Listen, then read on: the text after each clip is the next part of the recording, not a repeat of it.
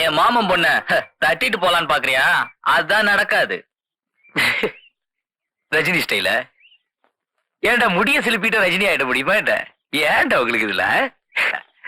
பட்டணத்துல இருந்து வந்த நீயும் என் மாமன் பொண்ணுக்கு புருஷன் ஆயிட முடியுமா? நாளைக்கு கல்யாணம் தெரியுமா? நீ நாளைக்கு கை காலோட முழுசா இருந்தா தானப்பா கல்யாணம். டாய்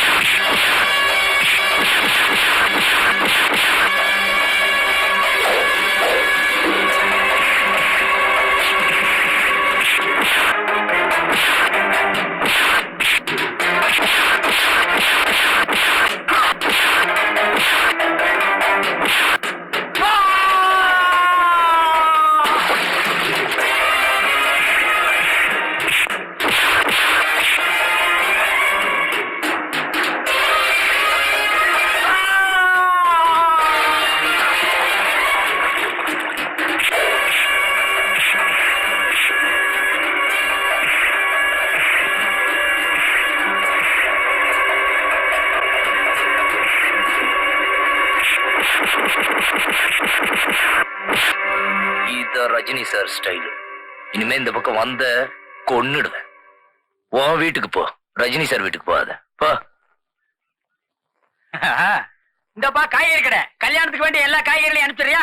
நல்லா பிஞ்சு காய் அனுப்பு. இந்த மாதிரி முத்தல் எல்லாம் அனுப்பிடாத. இந்தப்பா இலை கடை. ஒரு 500 இலை அனுப்பிடுறியா? உங்ககிட்ட இருக்கிறதே 40-30 தான் இருக்கும் போல் இருக்கு. வீட்டுல இருக்க அனுப்பிடுறேன். அப்ப வீட்லயே உட்காந்து வியாபாரம் பண்ண வேண்டியதானே? மாப்பிள ஒரு 100 நெத்து காய் அனுப்பிச்சிருங்களா? இந்த எச்சி புத்தி தானே வேண்டாங்கிறது. உன்னை எல்லாம் கடத்தலுக்கு அழைச்சிட்டு வரக்கூடாதுரா. மருமக புள்ள ஒரு 100 நெத்து காய் அனுப்பிச்சிருங்க. உங்களுக்கு எல்லாம் தேங்காய் விக்கிறதா இல்ல? போங்க. ஏன் பணம் கொடுக்க மாட்டேன்னு பாத்தியா? புனே இவனுக்கு அட்வான்ஸ் கொடு. நீங்க 100 தேங்காய்க்கு 1000 ரூபாய் கொடுத்தாலும் சரி, உங்களுக்கு தேங்காய் விக்கிறதா இல்ல. என்ன மருமகனே, ஏன் இப்படி கோவமா பேசுறீங்க? பொண்ணு தர மாட்டேன்னு சொல்லிட்டீங்க, அப்புறம் என்ன மருமகன் வர வேண்டியிருக்கு? போங்க வேலையை பார்த்துட்டு. நானாடா பொண்ணு தர மாட்டேன்னு? உங்க அம்மா 3 மாசத்துல போயிடுவான்னு சாமி சொன்னது பயந்து நீங்க தான் ஓடிட்டீங்கடா. மாமா இப்போ ஒண்ணு கெட்டு போல மாமா. எங்க அம்மா 3 மாசத்துல போறதால யாருக்கு என்ன நஷ்டம்? இப்போ நீங்க சரின்னு சொல்லுங்க. ரகசியமா ராஜாத்திய கோயிலுக்கு கூட்டுவாங்க, நான் தாலி கட்டுறேன் மாமா. அட சண்டாளா, உன் ஆசைக்கு அம்மா செத்தாலும் பரவாயில்லைங்கிறியா? பாவி, உனக்கு வேணா அம்மா பாசம் இல்லாம இருக்கலாம்டா. என் கூட பிறந்த ரத்தம்டா, எனக்கு அக்கா பாசம் இருக்குடா. அப்படின்னா தேங்காய் கிடையாது, போங்க.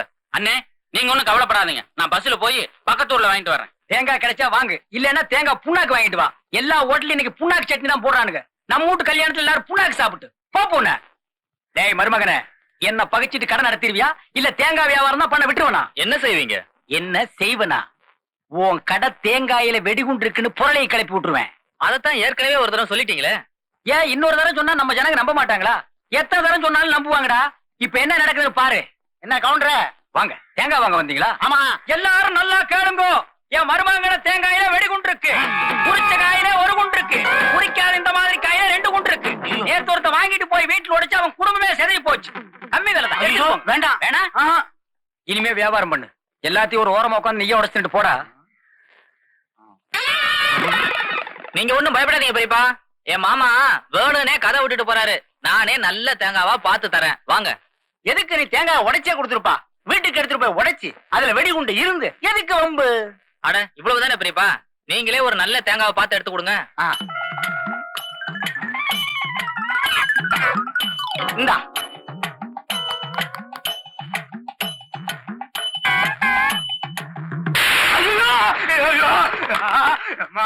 ஐயோ புகையுது.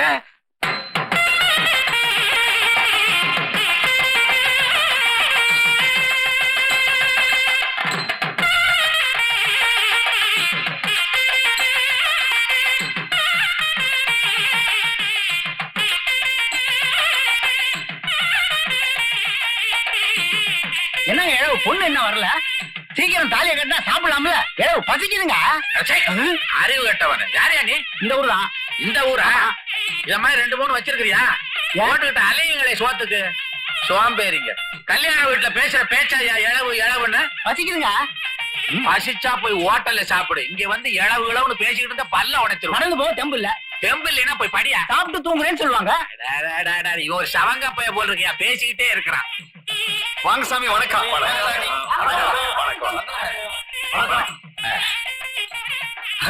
உட்காருங்க சாமி, உட்காருங்க. அப்பா, இந்த காலத்துல சீட்டு கிடைக்கிறது பெரும்பாடா இருக்கு. சாமி, எல்லாரையும் ஆசீர்வாதம் பண்ணுங்க. பண்ணிட்டா போச்சு. எல்லாரும் நாசமா போங்க, நாசமா போங்க. ஆசீர்வாதம் கொடுத்துருவேன். சுவாமி, நீங்க பொண்ணு வீட்டுக்காரா மாப்பிள்ளை வீட்டுக்காரா? ஐயர் வீட்டுக்காரன். சும்மா ஐயா. எப்பா ஏண்டா இந்த ஊருக்காரங்கிட்ட வாய கொடுக்குறேன். என்னப்பா அது, யாரு வாய் திறந்தாலும் இப்படி பேசுறாங்களே. வில்லங்கமான கிராமமா இருக்கும் போல இருக்க. இந்த கிராமம் மாத்திரம் வில்லங்க இல்ல. உங்க அம்மாவும் உன் தம்பியும் யானை தான் தலையில மண்ணள்ளி போட்டுக்கிட்ட மாதிரி போட்டு அவஸ்தைப்பட போறாங்க. இழவு பசிக்குதுங்க. இங்கேயா பிடிக்கிற? இங்கேயா சோறு இருக்குது? அசிங்கம் பிடிச்ச வச்சு எனக்கு புல்லரிக்கண்டா இங்க எல்லாம் பிடிச்சா.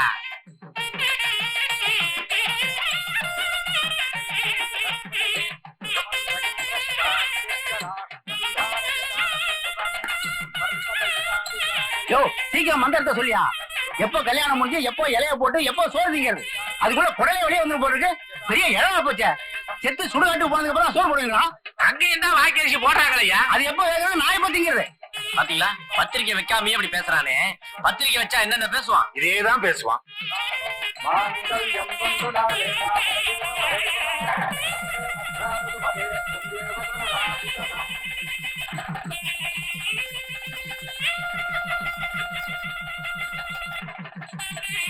நாசமா போக, நாசமா போக.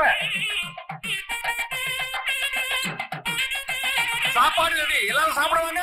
ஐயா, சோறு போட்டாச்சு. வாங்க வாங்க வாங்க வாங்க. எப்படியா?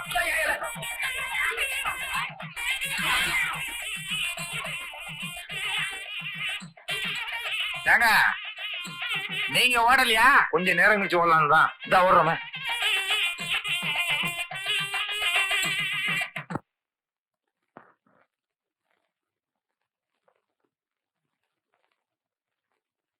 வாங்க.